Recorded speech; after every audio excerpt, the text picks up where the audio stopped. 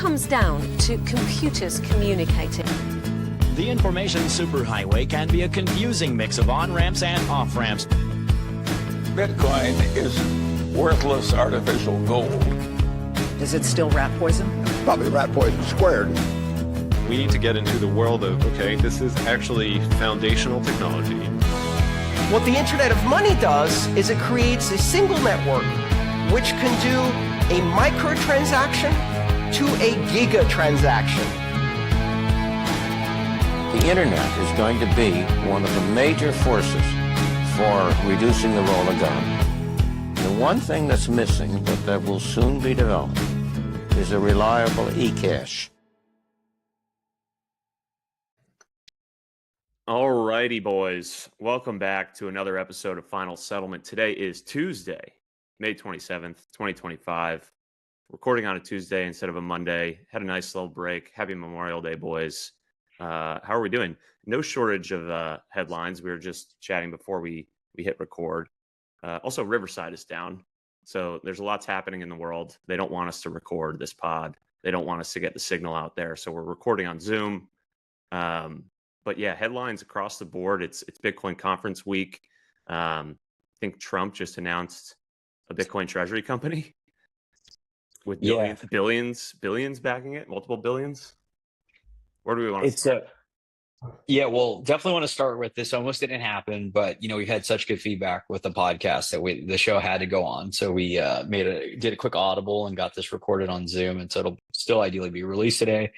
And then, yeah, I mean, from the news perspective, it's just so hard, like trying to live a life, run a business, and then just go on Twitter. You got a Bitcoin conference happening this week, and it feels like pre-announcements are happening over the weekend. There's stuff happening. I'm kind of like really looking forward to not being there because I feel like we're going to get like 80% of the way there just by watching on Twitter without having to deal with like hangovers and flights and spending the money and like losing the client time. So it's going to be good to watch from a distance.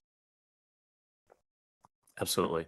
Michael, can you give me sharing capabilities here in Zoom? Yes, you now can share. And then while Brian's sharing, yeah, I mean, just this morning I've been on calls for the past few hours, but did a quick look on Twitter and it looks like at least 4 different people have allocated like a couple $2 billion or in the process. So maybe, yeah, I'll let Brian don't want to. Yeah, so this is what we were just talking about. Trump Media and Tech Group Corp announces entered in a subscription agreement with approximately 50 institutional investors for a private placement offering, totaling approximately $2.5 billion, 1.5 in common stock, 1 in 0% convertible senior secured notes, with all proceeds intended for the creation of a Bitcoin treasury. The company will use Crypto.com and Anchorage for custody of its Bitcoin treasury, expected to close on May 29th this week. What do we make of this, Liam?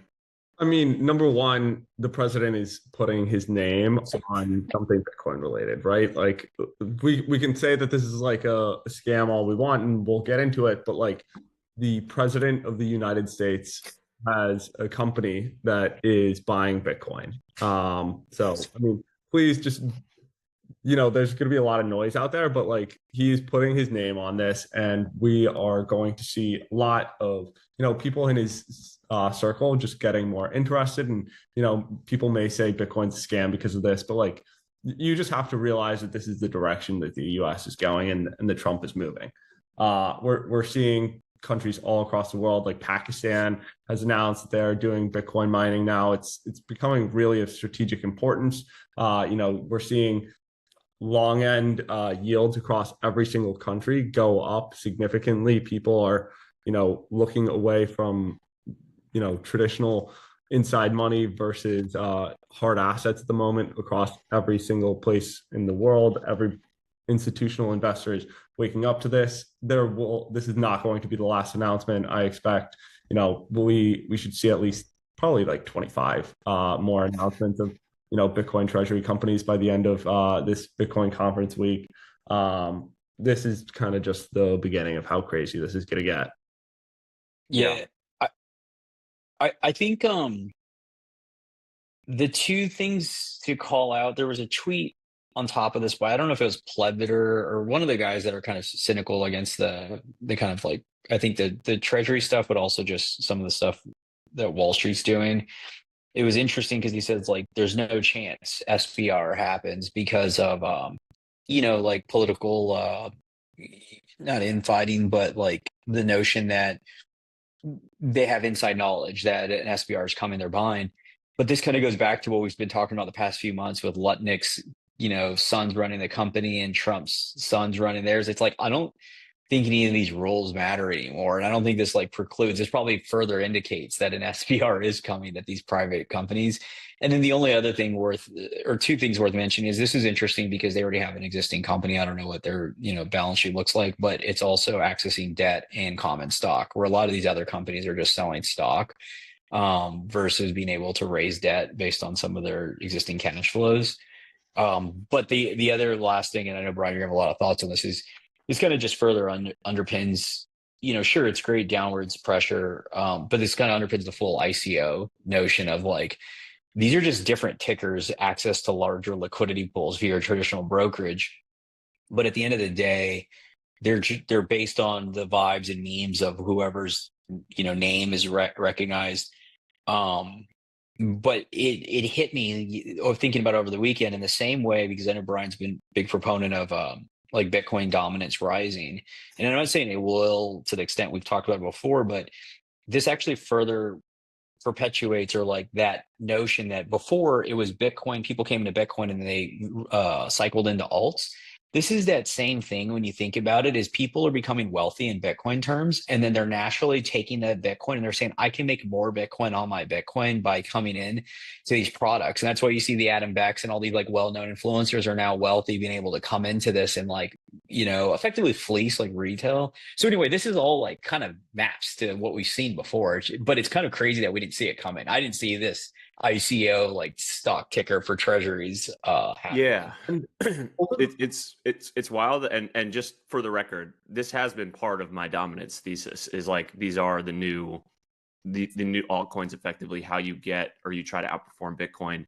But it's this very, at least for Bitcoiners and like for all the influencers who are now getting involved in this, like it is this sort of elegant shroud of like, this is okay because it's Bitcoin. And, while they're still the same or similar, I should say, layers of counterparty risk, potential leverage risk, like because it's Bitcoin, I think there's just this notion that like, well, because everything's good for Bitcoin, like this is kind of okay. And that's not to say like all of these companies are, going to be unsuccessful. Like there will be companies that do this right and do this well. But I think what we've talked about in previous weeks is like there is a level of saturation. And so like if we get 25 more announcements of Bitcoin treasury companies this week, which seems likely, there's not that many ways to differentiate outside of like if you actually have a strong core business. And that's what I keep coming back to, is like, the most successful implementations of this Bitcoin treasury strategy are going to be those companies that are like already good companies, cash flowing, have some core business. And this is sort of like, just preparing them to be more, extend their moat for whatever their core business is by saving their value in a better form of money. For all the zombie companies doing this, or for just the SPACs getting spun up to just specifically accumulate Bitcoin, there's not a lot of ways to differentiate outside of just taking more leverage. And that's where it sort of gets concerning in terms of its sustainability. Yeah, I mean, I don't know if you want to pull it up. I think there's a few things to share there. One is that could be an angle where I am wrong on the Bitcoin dominance. I don't think it is, simply because it came out today or this past couple of days. There's like an ETH MSTR now that just bought $500 million. I don't want to like focus too heavy on here, but it is worth sharing. Like we talked about this a few weeks ago, that I think we're going to see more and more opportunists, because you're going to look at just like the higher beta play, right? If you can get like an altcoin that's super illiquid, and then you can put it into another illiquid SPAC or merge and then get it, you're going to be able to sell that story to a lot of institutional investors that don't get that Bitcoin is the dominant player. But like I will say though, this specific one is like that. Joe Lubin, I think, is who's doing this. Like that's very different than the president of the United States embracing Bitcoin for a treasury strategy. Well, but the think about like Bitcoin it has a 5-year plus head start, meaning like Saylor started this in 2020. So if this could potentially be a trend of a start of a growing trend where you needed somebody to with conviction. I guess Lubin, because he holds the majority of the pre-mine or whatever, he has conviction. But that's what Ethereum always was. It was how do you create lock-in for people to like absorb a lot of that float so it doesn't move, i.e. versus Bitcoin that's super liquid. But either way, forget about like the altcoins. Like that's, I think the two things, because I know this all sounds cynical, or at least personally feel cynical because I always bring it up, and I feel like even internally it's like, like it might be good for Bitcoin. It's like two things to recognize. One is it's his trade. So Bitcoin, there's a whole show. It's really good. You should check it out. It's called The Last Trade. It's meant, where you buy Bitcoin, you don't have to worry about it. You get to go back to your life. So there's that. If you're buying any of this stuff, you're ultimately trading it. But there's a more philosophical perspective that is important, and nobody can refute this. And I happily debate or talk about it. Is at the end of the day, all these products are taking advantage of the naivete of the individual, whether it's the institution that they'll sell can get exposure all the way to the individual. And what I mean by that is because anybody that's listening to this has had to have gone down the rabbit hole and is educated. And as they get educated, they ultimately want spot Bitcoin, more than likely in a segregated wallet offline, so it's protected. So if you're an institution coming in that is theoretically uneducated, and this is how you get proxy exposure, or you're an individual, ultimately you're going to wake up and realize, oh my God, how are they custodying it? Why am I not have deliver? I have counterparty risk, I have execution risk, I have all these things under the sun, and then you're not going to want it. And then whatever goes up has to come down. So it's just like, that's just fundamental all the way from a sovereign buying MicroStrategy shares. Eventually they're going to get to a certain point. It's like, this isn't good for me. And I don't think anybody talks about that enough. That's just like first principles thinking on the underlying, and then who's actually managing it all. Yeah. Great points. And I would also add, like, I think there's an undercurrent here of, if you are assuming that every single one of these SPACs, call it an ICO, call it whatever you want, that they're all going to be successful, the underlying assumption there is that like there's no cycles anymore, and like we're just going up forever, and there's always going to be a bid, and there's not going to be some material correction where, if a lot of these companies are over levered or over their skis in some manner, that there would be a massive deleveraging for a lot of these folks. And so I think that's sort of an underlying assumption that some are making, that like maybe there's just no cycles and there's a forever bid for Bitcoin going forward. And you know what real quick, sorry. What I love about that is there's still a huge pothole in that logic, because two things are going to happen. One is it is not, I got up very early. We had some calls with the central banks and other parts of the world, so my brain's not fully there, but it'll get here. It is not, you're not being truthful with yourself if you don't count what I'm about to say as a likely thing that will happen. Is somebody's going to lose their private keys to corporate treasury, like just full stop, whether it's whoever their custodian is, or the one that nobody's talking about, because there's some lovely jurisdictions that are launching these treasury strategies, is the government comes and seizes it for whatever reason. And when that happens, everyone's going to look at these assets and they're going to like, oh shit, can that happen to me? It's the same thing that happened in 21 and 22, specifically 22, when the market delevered. And it's like correlation of one, everyone freaks out and removes the assets. So what happened in that point when you get that reflexivity in the market, when people are moving or selling those shares and then they can't make their obligations? They're still like, even if we're up and to the right, I think we're in a secular bull trend, because this only goes up and to the right. It's just at what time horizon. But I think that's something that people aren't accounting for, is the execution risk around the underlying custodian. And it's not even that your custodian goes down because everyone doesn't believe theirs. It's that when one goes down, and then what happens to the outflows, and then what happens to that downward pressure. And then everyone's going to wake up and be like, how did we not see this coming? And we'll just be able to look back at these podcasts. Yeah. The jurisdictional piece is important and not being talked about at all. But like, yeah, the idea that every country should have a Bitcoin treasury strategy. It's like, okay, well, every country in the world doesn't have the same rule of law or respect for, a public company operating that the United States does. And like, yeah, we're in this kind of crazy spot where like the president of the United States is implementing the exact strategy that we're talking about with his own public company, but that's just not the case everywhere else. And so, yeah, I totally agree, Michael. Like that sort of knock-on effect, if something like that were to happen, would be severe, because then everyone looks in the mirror and says, well, who are my counterparties and what's the risk there, and what's the likelihood that they, one, have the coins, and two, that they're not going to be confiscated or lost in some manner. Liam, sorry. That's exactly right. I was just going to say, to some of their credit, some of the debt is unsecured, so they can't necessarily default on it. But to Brian's point earlier, people don't necessarily see that if you're not MicroStrategy or top 1-5 holders, you have to differentiate somehow. You're going to take out debt that is, you have to pay it back. It's not going to be convertible. There's just going to be different ways that you have to differentiate yourself if you don't necessarily aren't run by a Trump or brand Bitcoin influencer. And so it will get more nefarious across these different companies as well. And how about this? Because I'm not going to say it about the US, but how about this is how it turns out, is if you speculative attack your local currency using the debt markets and your debt is unsustainable, let's call Japan as an example. What is the likelihood scenario as that reflexivity grows up into the rate for the government to say, hey, you actually access these markets, you arbitrage them, that's our Bitcoin, we'll give you dollars? No, I'm serious. Like that's a plausible, I mean, like the that's government either has to do it, or they're going to the government has to take their debt and buy Bitcoin themselves. Otherwise, they're going to take the companies that do, either through really nefarious taxes or just seize it themselves and say this is you just seeded our sovereign wealth fund. Yeah, and that actually, again, let's isolate the US and our capital and legal structure, because everyone will say that that's crazy.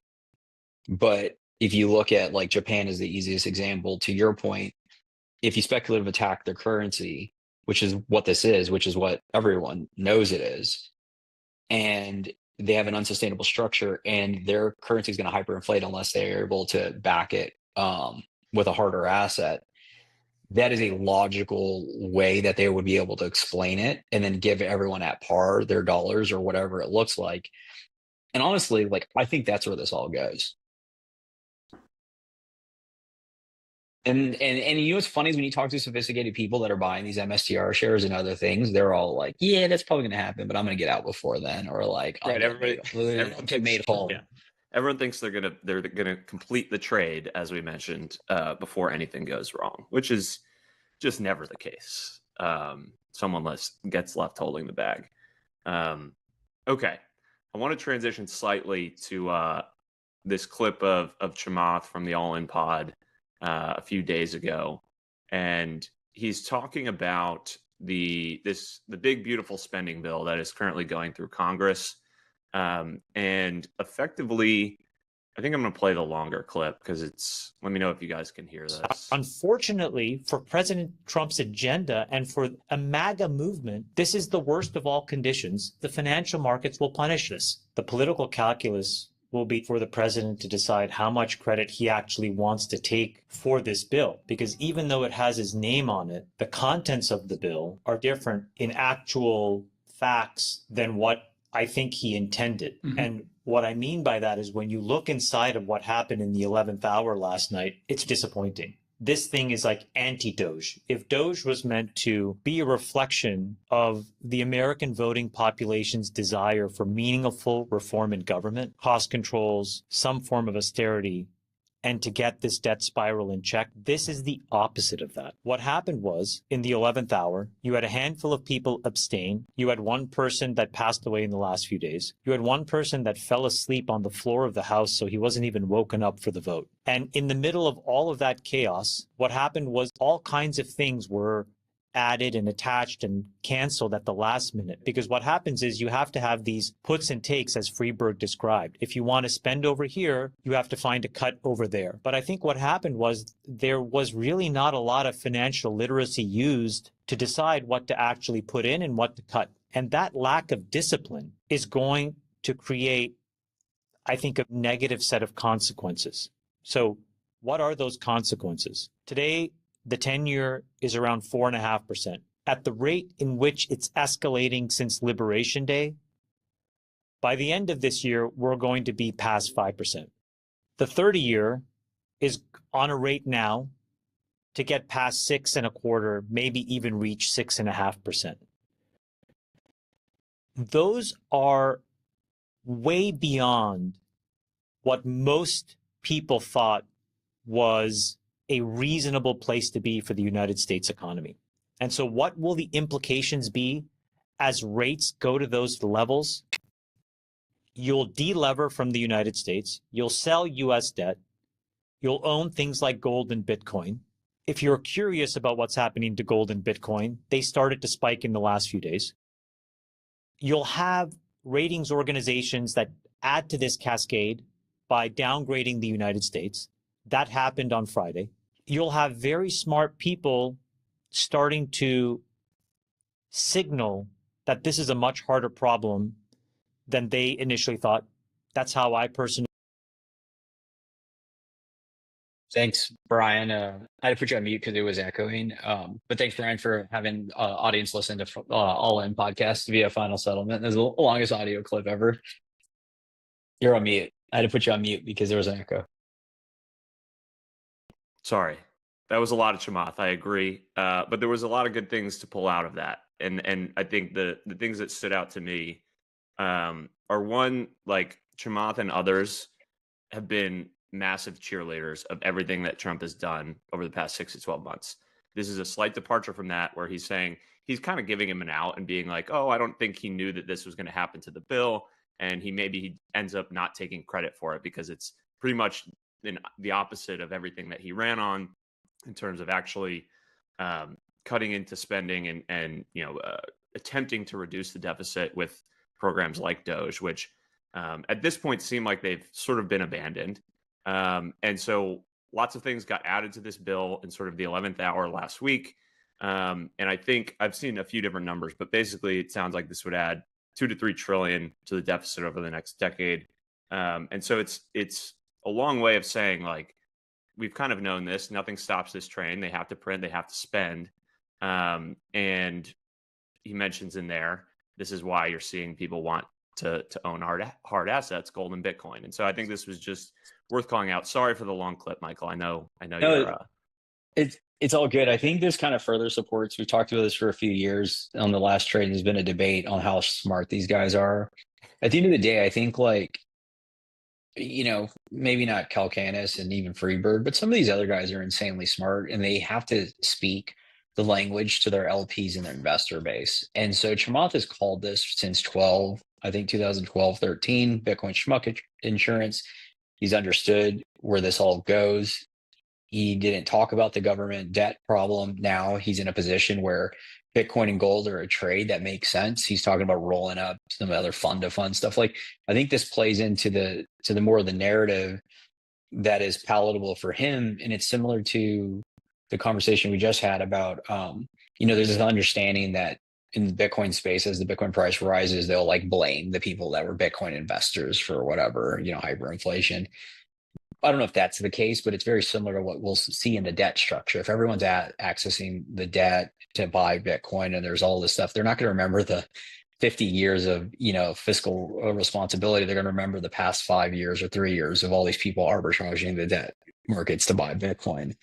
And so I think this just ties into like narratives versus reality, because the last thing I'll share is, like, Luke Gromen was explaining this the whole time, that they weren't going to be able to cut as deep as he explained. It was more of a vibe shift more than anything that Doge was, because from a tax receipt perspective, you wouldn't be able to actually meet the obligations, and it was going to cut until either they were incompetent or the market pushed back, and then they would naturally have to step in and reduce it.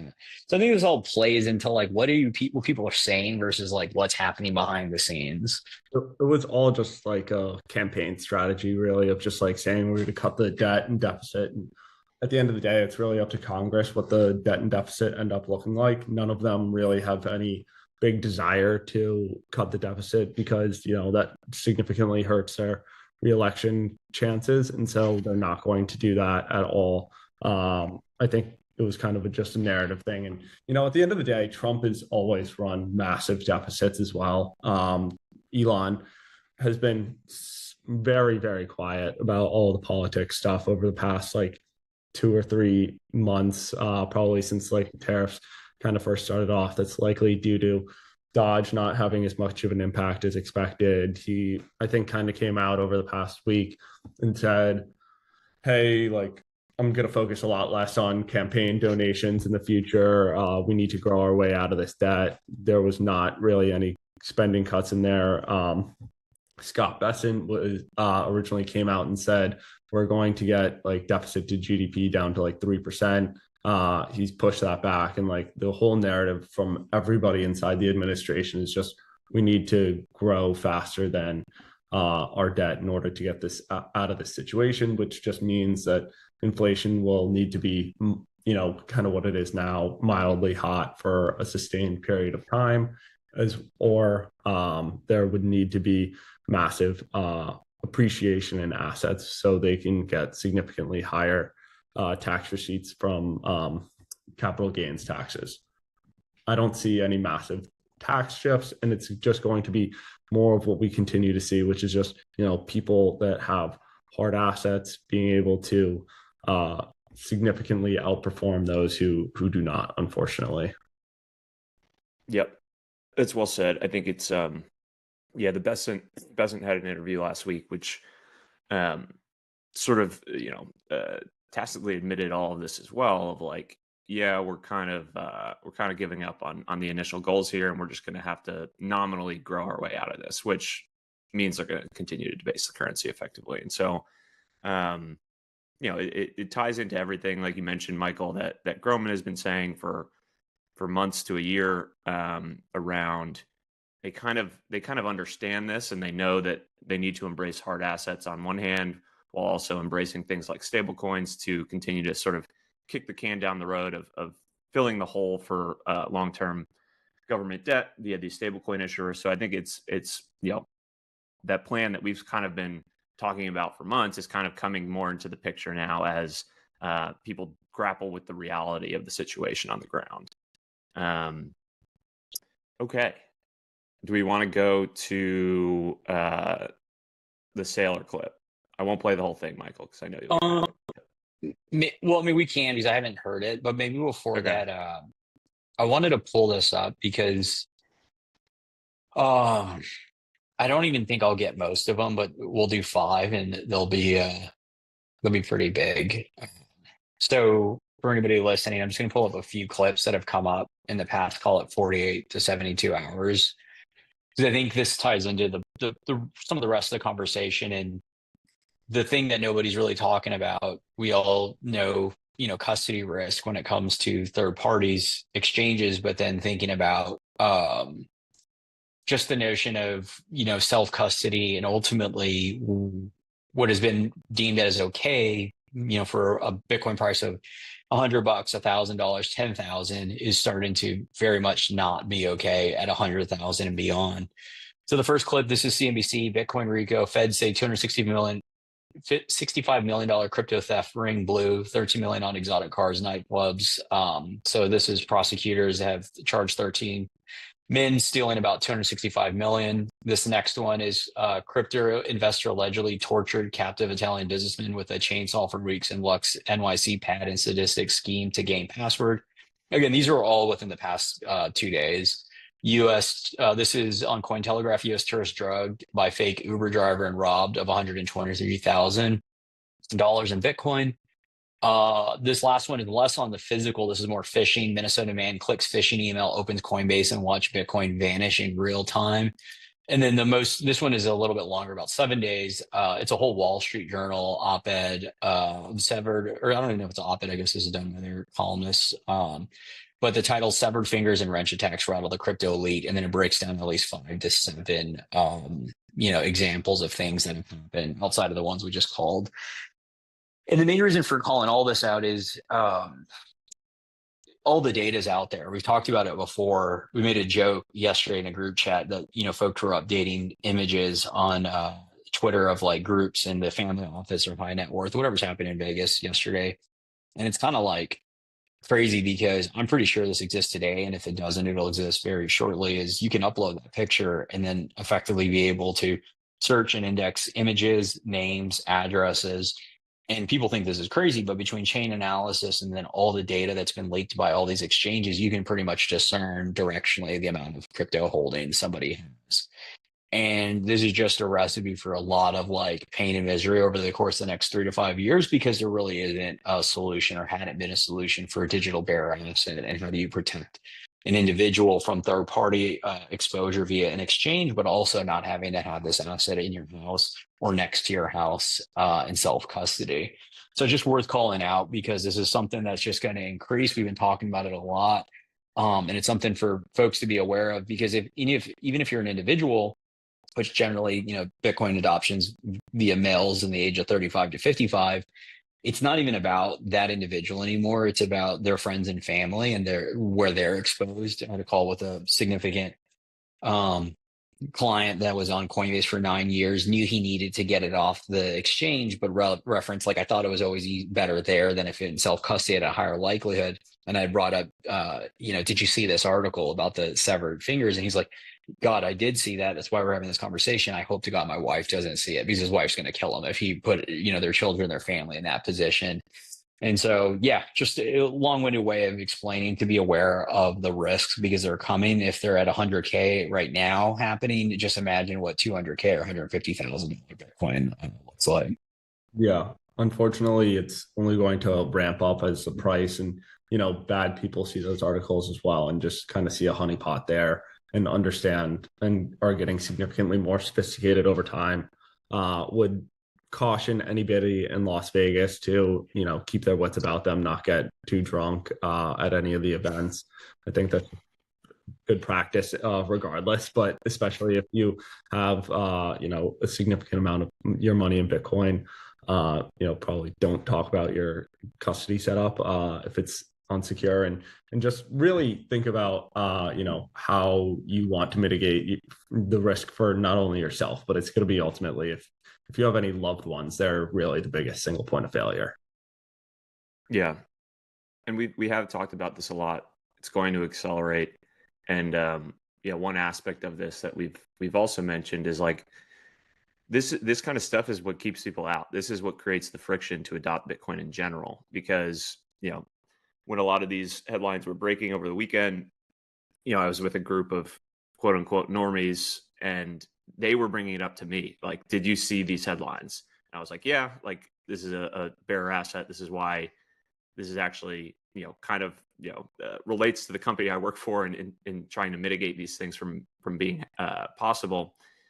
And so this is permeating into the mainstream. And that's, I think, historically, why people have struggled to get comfortable in adopting the asset, because they either think they're going to get wrench attacked or it ends up in a landfill. Is this sort of the two tropes that they hear the most. And so, it makes it much more difficult.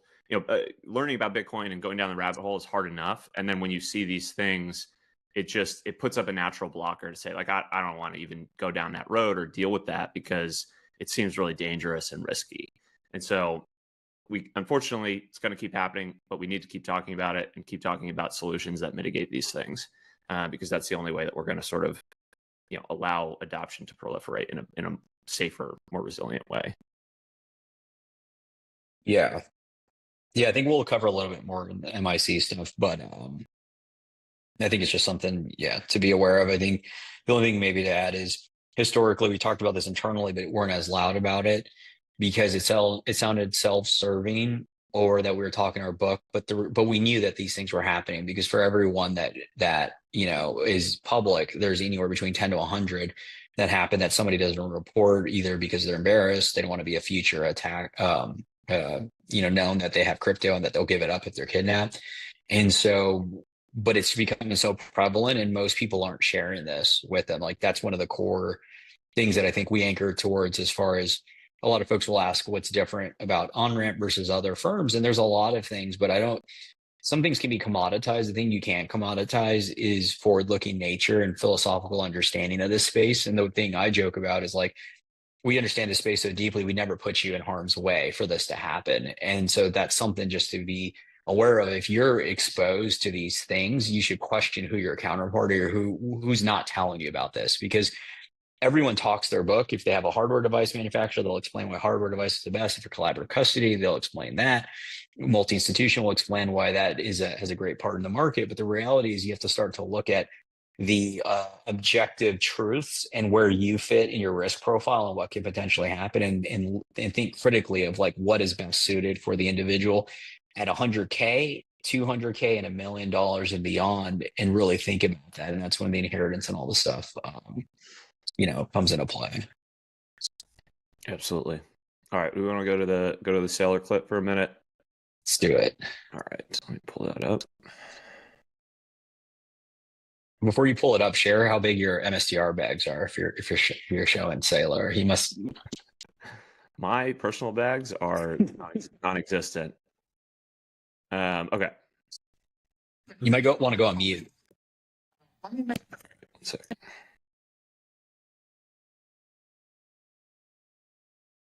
Point. A lot of people learn stuff from FTF and Mt. Gox, but I'm not sure they learned the things that the institutional community needs to learn going forward. The current conventional way to publish proof of reserves is an insecure proof of reserves. It actually dilutes the security of the issuer, the custodians, the exchanges, and the investors. It's not a good idea. It's a bad idea. It's like publishing the address and the bank accounts of all your kids and your phone numbers of all your kids, and then thinking somehow that makes your family better. It doesn't make your family better.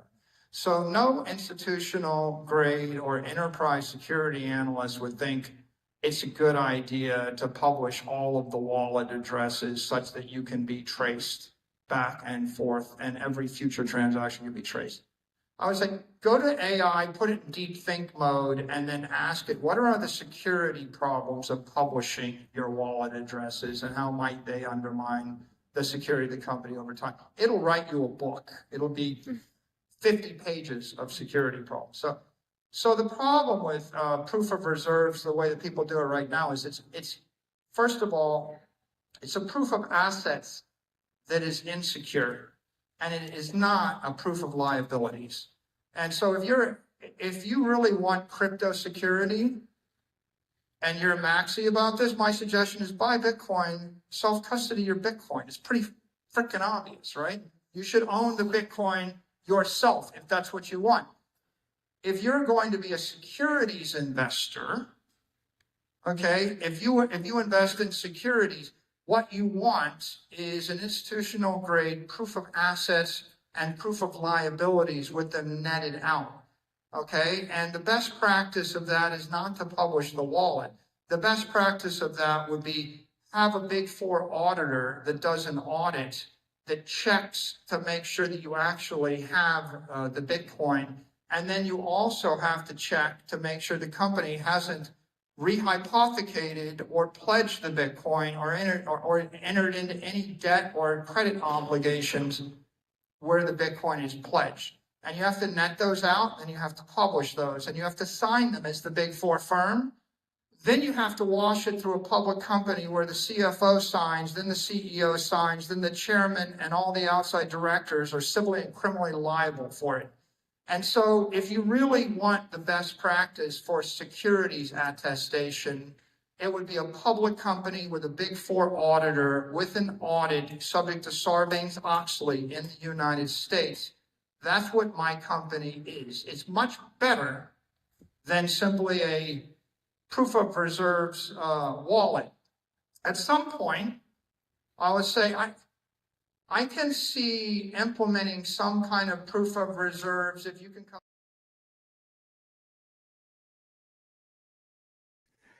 Stopped it there. It's a long clip. Won't play the whole thing. But the gist of it, the original question that was prompted from the audience was, will MicroStrategy ever publish a proof of reserves attestation like we've seen some of the ETF issuers do to date? I think there's a few interesting things to pull out of here. I would say he's totally right on the component of, proof of reserves is an incomplete picture. If you don't have proof of liabilities, then it's kind of, worthless in some sense. And so on that point, I would totally agree with his stance. I think the other component of what he's saying is for a securitized version of Bitcoin exposure within a public company, like what you actually want is just, a big four auditing firm to do the attestation themselves and say, this is how much Bitcoin they have, this is how much liabilities they have, net it out, and that's sort of your financial picture. And you just trust that they're doing enough due diligence on the actual underlying custody and saying it's secure. I think where his, I think the interesting part that people are talking about or pulling out of this are saying, effectively, why wouldn't, what is the security risk of just publishing the addresses? Because we've seen Bitwise ETF do this, a few others, of publishing the address where the Bitcoin sits. Now, he seems to be saying that that is a security risk because it, I guess then becomes a larger target. But if the wallet address is known, that in and of itself isn't necessarily where the breach occurs. It's like, okay, if it's within a specific custodian, that's where you begin to have a single point of failure, right? So if something goes wrong at that entity, then something could go wrong with the Bitcoin. But I guess what he's trying to say is like his fear stems from highlighting where that single point of failure lies. Is that kind of your understanding of this, Michael? I'm curious your thoughts because I know you hadn't seen the clip, but like I think that's what he's getting at is like, why would I highlight where a potential single point of failure is? Yeah, I mean, I think it's coherently incoherent. Like Michael Saylor is really sharp. There's a lot that he said that he helps conflate together to mask like a few things. One is ultimately, I think it just comes down to optionality. If he doesn't have to provide proof of reserves, he just has future optionality to do other things with the asset. I think it's obviously untrue from a security perspective. From the blockchain protocol, if the wallet's doxed, obviously you can get some like spam. We saw this with the proof of reserve of Bitwise where people were depositing tokens, but Bitcoin. But there's only so many custodians in the world, and I think it's pretty much understood it's either Fidelity or Coinbase or some mixture of that that Saylor uses. Now, I think what he went in that long rant on the audit is anybody listening to that would look at that and be like, sure, maybe you can pull that off, but that sounds insanely convoluted in how you would net out, manage, get audited, and still have to trust a Big Four auditor. And then there's a laundry list of fraud in that. And I think the one that came was like 2019. There was a big one, I think, out of either Asia Pacific or US Credit Wire or something. What he was alluding to was that's what you would want in a securitized version of Bitcoin, because an ETF is fundamentally different, which should have inherent proof of reserves because that's what you're buying. So you want to know those assets and there should be no liabilities or that outside of the management structure and fees. So that kind of further supports why it's like in a long tail make zero sense why you would want securitized exposure, because all that convoluted, like what's the angle and accretiveness, that's risk embedded into that cost structure versus just buying it.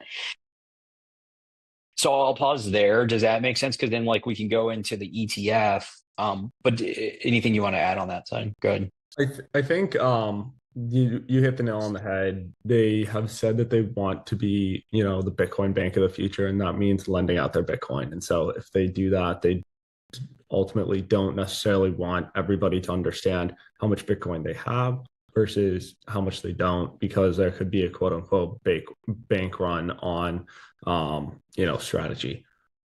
I also think it has a lot to do with how their end custodian, if let's just say it's Coinbase, it's understood kind of from the outside that they have a number of different wallets that are algorithmically, done in order to put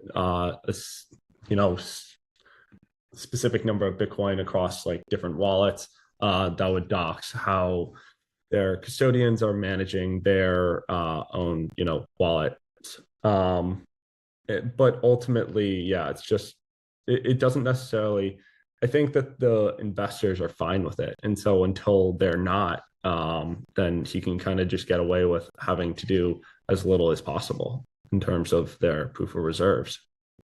Yeah, and this is ultimately those are great points, and this ultimately goes to why we've been doing these podcasts, banging the drums for multiple years around multi-institution, and will continue to as the market slowly wakes up. Because at the end of the day, just like Bitcoin is the best product, and nobody cares if you can pitch Bitcoin correctly or not, because the market will adopt it. It's because it's about self-preservation. Is the same way everyone from an individual to sovereigns and MicroStrategy in the middle will eventually adopt multi-institution because their shareholders won't allow it. That's the thing he didn't account for, is if you're running a security, that means that you are beholden to shareholders. It's not really your Bitcoin, and you have to manage it as a fiduciary. And it's actually, it's not going to be deemed as credible if you do not leverage something that has inherent proof of reserve. So like, let's take a step back.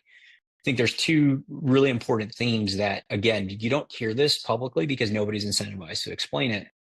But one, you're not getting rid of KYC. It makes zero sense because you need to establish, and this goes back to the more self side of things when it came to all the different factors around risk and injury and personal harm, is you'll hear people conflate KYC as the problem, but you can't get rid of KYC because of whether it's titling, inheritance, and all the other issues when it comes to, we're not getting rid of Bank Secrecy Act if we are, it still requires some understanding of who the owner is. So you need better market structure. You don't get rid of KYC for your Amazon shares. You want to know who owns them. You just have a better controls in place. That's what multi-institution provides. The other side of that is proof of reserves is like a fallacy built into what people are trying to achieve, in that, oh, so I can prove it on the blockchain. Well, yes, there's the liability aspect, but I'm pretty confident you can glean a company's understanding, and you can probably get some other accounting audits to support and tell a whole picture. But the other thing that nobody talks about is you can have proof of reserves with a single custodian one day and be fully compliant and be everything on the books correct. But the next day, if they're hacked or somebody goes rogue at the firm, you lose all the assets. And then what was the point in providing the proof of reserves? And that's the whole notion of multi-institution, whether it's 2 of 3, 3 of 5, 5 of 7, it scales proportionally to the amount of assets. But it's for the first time you have a wallet that has provenance, not only tied to one entity saying this is who the title owner is. There's 3 independent institutions that are all saying this title wallet is yours. But then also it's inherent to the underlying proof of reserves because those assets are all on the blockchain and they're provable. And so this is, again, something that will become a standard, just because, again, when we talk about this deleveraging that will happen naturally in the Bitcoin treasury aspect, when somebody loses the assets or somebody's hacked or somebody's insolvent, then the market will start to naturally ask for this, because why would you, it's just logical. Why would you give somebody your hard-earned capital if you have no idea where the Bitcoin's stored? And he goes into later to say there were lessons learned from FTX and Mt. Gox, but the people learned the wrong lessons, and the lessons should be don't work with offshore exchanges run by like childish tweakers. And he conveniently left out that BlockFi and Celsius and all those other ones. Prime Trust and Fortress were regulated qualified custodians. There were U.S. Custodians that went under as well. And he's saying, he's essentially implying that you can have some level of trust in U.S. regulated custodians. But, ultimately, this whole thing is about, you don't necessarily need to trust any single institution, because you can have 3 or 5, you can see the Bitcoin address segregated in your own wallet. And so that's ultimately where, every custodian who ultimately doesn't work in an MiC quorum is going to go out of business. And every Bitcoin treasury company that doesn't show this, or they don't even necessarily need to share their addresses with their investors, but if they don't necessarily show that they have MiC, it will ultimately, the shareholders will move to those other Bitcoin treasury companies that do, as they become more informed about the risks of, working with a single custodian. Yeah. And it seems wild, but that there isn't this recognition of the risks of a single custodian, given the past 16 years. But it does seem like, Michael, to your point, like it's going to take something breaking, somebody losing keys, a jurisdiction seizing assets, that it will remind the entire market that there's real risk in trusting a single entity with the custody of this asset. And there is now a way to distribute that counterparty risk so that you actually have fault tolerance in your setup and real resilience. So that's a nice little transition to, we wanted to talk about some research that Early Riders put out. This is a multi-part series on multi-institution custody and why we believe it is sort of winner take all. Liam, maybe if you want to give like an intro, I'll pull up part one right now. This is a multi-part series that we're going to be putting out from Early Riders. Yeah, kind of just taking a step back.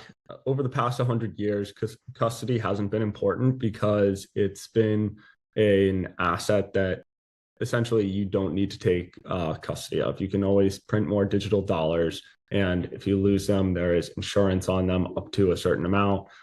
They showed with SVB that they will essentially cover any too big to fail custodians of assets.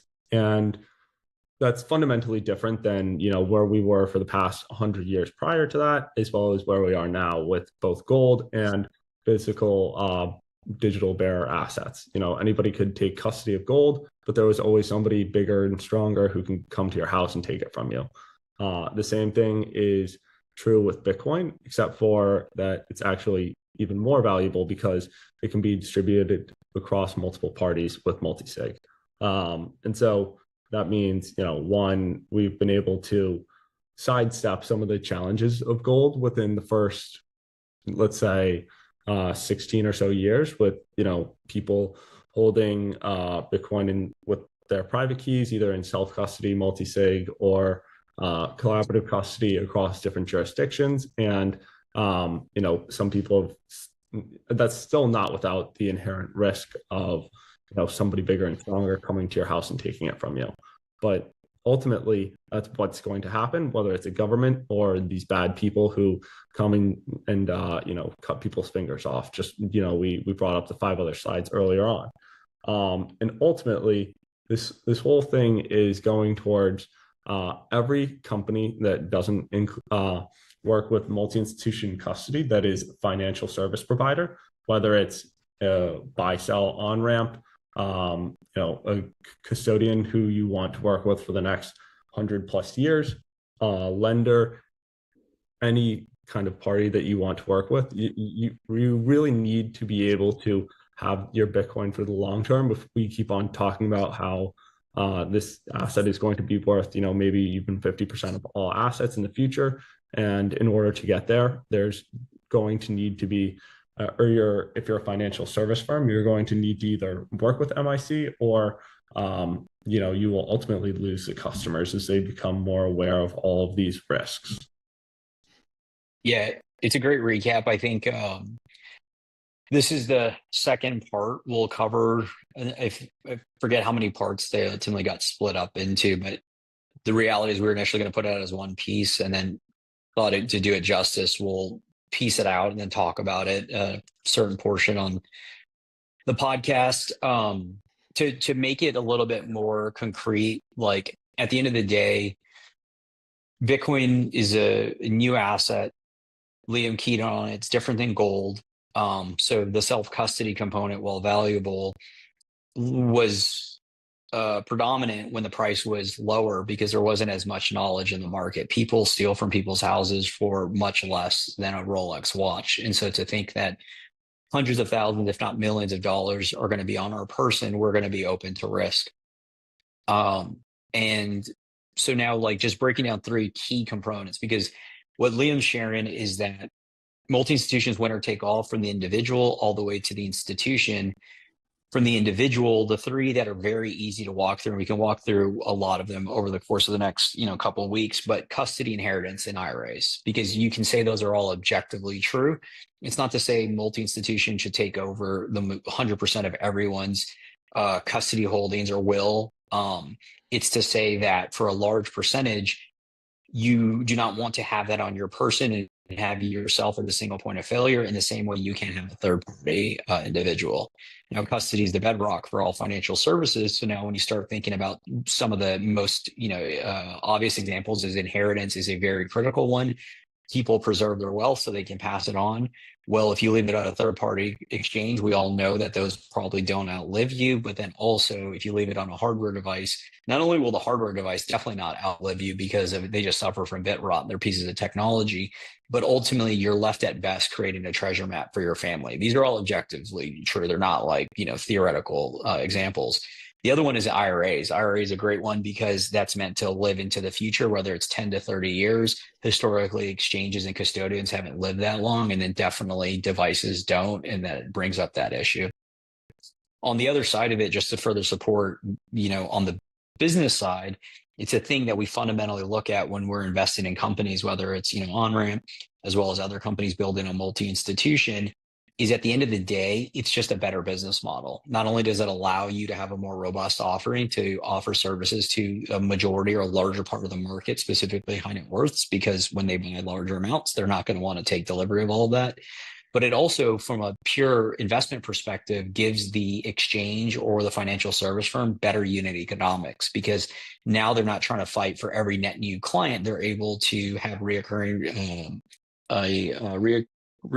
predictable revenue, so they can build not only other financial services, reduce the cost that would traditionally be on like the brokerage and the buy sell side, but then also just have closeness and stickiness with the client to build other financial products. This is something you just don't see in the market today. You generally see it fragmented and somebody's offering collaborative custody, which is practically like free, which is not necessarily the best long-term model if you're hoping they're going to be around, or you have the alternative where you have a Bitcoin brokerage, but they're constantly having to fight for net new clients. And that's worked because the Bitcoin total addressable market has been relatively small. But as the market gets further and further penetrated, you're going to naturally need to differentiate. And so that's the idea behind the winner take all is, and that's not even accounting for the ETFs and Treasury, where the market's just naturally going to gravitate to the most robust offering that protects their investment. Yeah, 100%. One thing worth calling out too is that if people are just told, hey, take this off the exchange, not your keys, not your coins, you're inherently going to limit how much business you can do, because people get uncomfortable when they hear stories about, people's fingers being chopped off and don't want to keep on buying this Bitcoin and storing it in their house because they're already uncomfortable. And yeah, as Michael mentioned, this is going to go across all different financial service providers, and should be some get a pre-announcement of some interesting announcements that should come out of the early rider side about other ways to use MIC moving forward, and would encourage any other founders interested in this to reach out as well. Yep, very well said, Michael. Maybe you want to walk through just like a practical example of the financial services that get built on this more resilient foundation. So maybe if you just want to touch on lending markets, for example, and how MIC is ultimately winner take all for that type of financial service built on Bitcoin as well. Yeah, lending's the prime example because we've seen it done in a different iteration where the keys were segregated at my previous firm, and we were the only retail lender left standing, kind of without ever suffering a loan loss. If you go to the market, even some of the players that are still existing that were around during BlockFi and FTX and Celsius, they took significant hits and almost went under. And if I joke internally or when we're on calls, if you ever want to know hell on earth is having a margin like a loan out and getting margin called, as naturally the market's volatile, and you not knowing if your counterparty, if you do a Bitcoin backed loan with a single entity, not knowing if your counterparty is going to be solvent. So you're depositing BTC because you need to, or you're going to get liquidated. So your precious Bitcoin potentially is going to be sold off, but you also are sending more precious Bitcoin into that custodial solution, not knowing if they are still solvent and you're ever going to see it back. And so multi-institution is a great example of this, because now you have three independent different key holders managing that collateral, needing to work on behalf of the client, not only to manage the collateral, but make sure that the Bitcoin is safely guarded and distributions are made. But you can see how over time, as more volatility, loan to values compress because people get more competitive, there's going to be, just a higher risk appetite, which will incur more losses, that the market starts to really coalesce around a more bulletproof, resilient foundation for lending. And then what indirectly this happens is very similar. We'll save it for a different conversation, but on around insurance and how we're able to get our $100 million Lloyd's of London policy is because they're isolated, segregated wallets and not omnibus. You're able to start credibly now bringing more and more dollars into the ecosystem at lower rates. Because if you think about it from a lender perspective, it gets a lot of slack. But the reason why lending rates are so high in Bitcoin is because it's private capital. Institutional capital has generally not been here.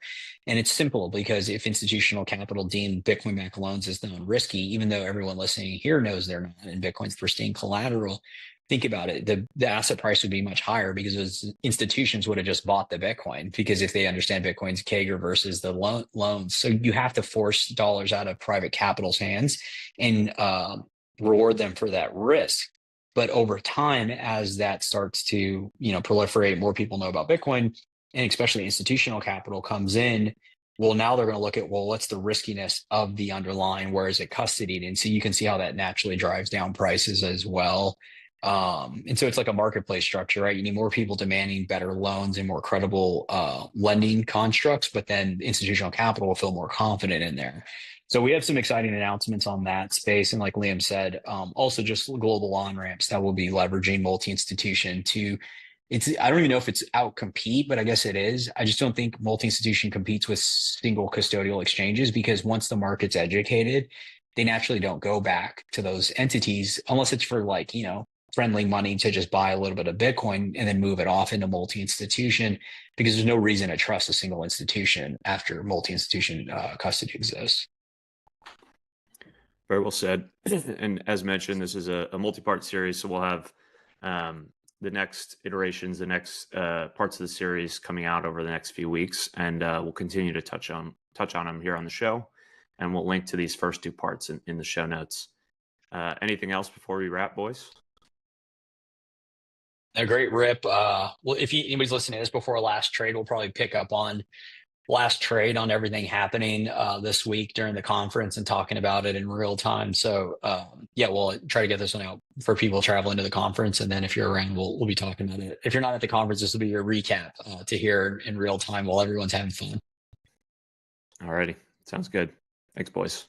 Thanks. Later. Thanks for listening to this week's episode of the show. If you found the information valuable, please share the episode with a friend or leave a rating on your favorite podcast app. All the links we discussed in today's show will be in the show notes inside your podcast app. Before we finish, a quick reminder that Onramp Media is for informational and entertainment purposes only, and nothing should be construed as investment or legal advice.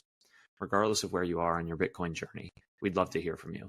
Visit onrampbitcoin.com/contact to schedule a consultation with one of our private client advisors.